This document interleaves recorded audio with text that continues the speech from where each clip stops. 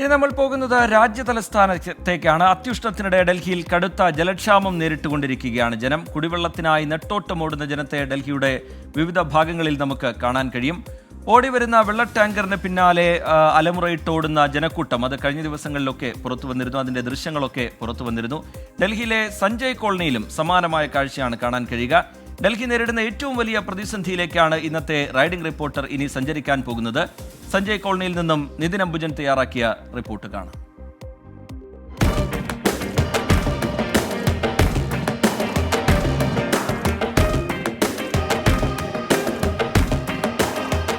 ചുട്ടുപൊള്ളുന്ന ഉഷ്ണതരംഗത്തിനിടയിൽ കിട്ടാക്കനിയാണ് ശുദ്ധജലം.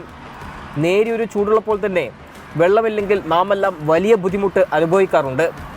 അങ്ങനെ വർഷങ്ങളായി പ്രതിസന്ധി നേരിടുന്ന ഒരു കൂട്ടരുണ്ട് ഡൽഹിയിൽ. അവിടേക്കാണ് യാത്ര.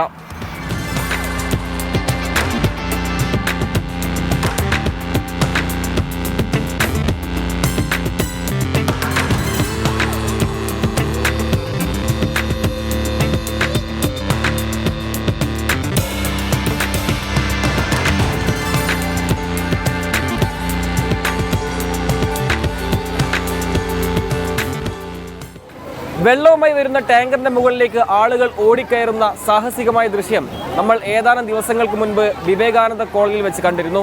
അത് ഡൽഹിയിലെ ഒരു കോളനിയിലെ മാത്രം അവസ്ഥയല്ല. ഡൽഹിയിൽ നിരവധി കോളനികളിൽ മണിക്കൂറുകളോളം കാത്തുനിന്നാൽ മാത്രമാണ് ഒരു കന്നാസിൽ വെള്ളം ലഭിക്കാറുള്ളൂ.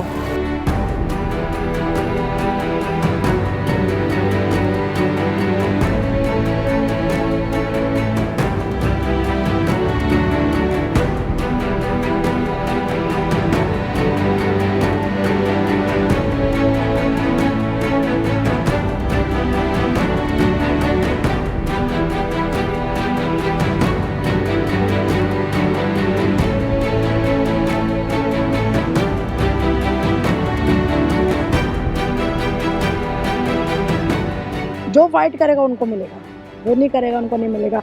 हर आदमी पानी के लिए ये बहुत ज़्यादा परेशान है.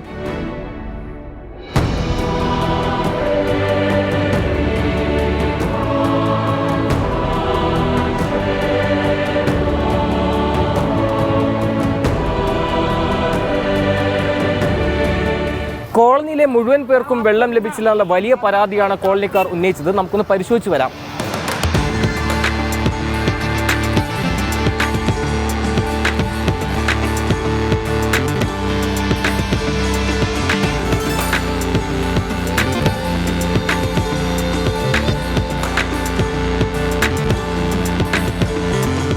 അങ്ങനെ നമ്മൾ സഞ്ജയ് കോളനിക്കകത്താണുള്ളത്.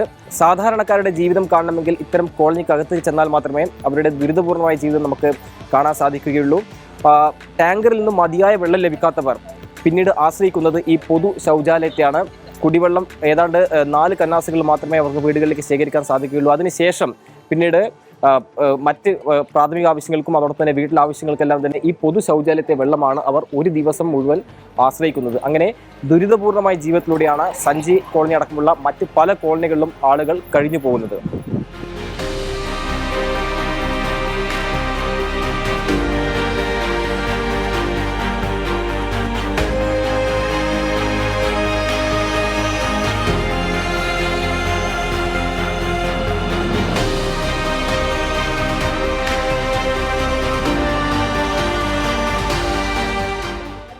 हगना भी जाने और खाना भी जाने, सोना भी जाने.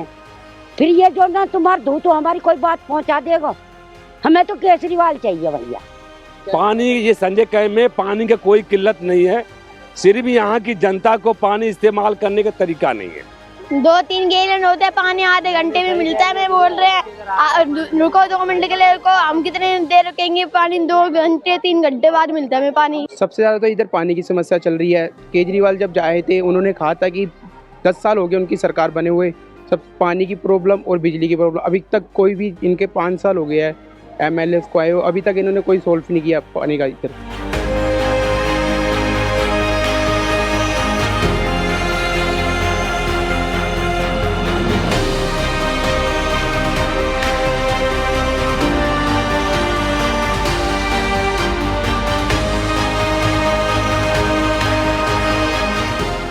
അടിസ്ഥാന ആവശ്യങ്ങൾക്ക് മുന്നിൽ അധികൃതർ കണ്ണടക്കുമ്പോൾ ഈ പ്രതിസന്ധിയെ എങ്ങനെ മറികടക്കുമെന്നാണ് സാധാരണ ജനം ചോദിക്കുന്നത്. സഞ്ജയ് കോളനിയിൽ നിന്ന് ജിജീന്ദ്രനോടൊപ്പം നിതിൻ അംബുജൻ, 24.